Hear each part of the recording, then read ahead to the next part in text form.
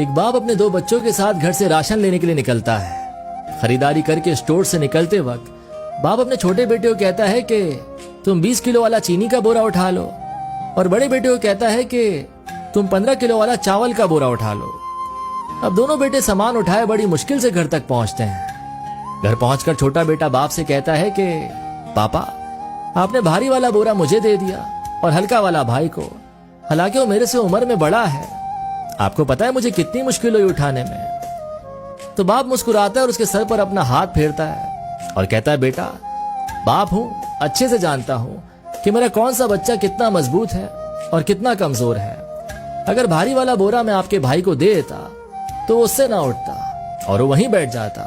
वो अंदर से कमजोर है, आप मजबूत हैं। थोड़ी मुश्किल हुई, लेकिन मुझे आप पर पूरा यकीन था कि आप भारी वाला जरूर उठा लेंगे। अब जो ऊपर वाला है, जिसके हम बच्चे हैं, जिसने हमें बनाया है, वो हमें अच्छे से जानता है कि किसको कितनी बड़ी मुश्किल देनी है, कितना बड़ा बोझ डालना है। वो हमारी उम्र नहीं दे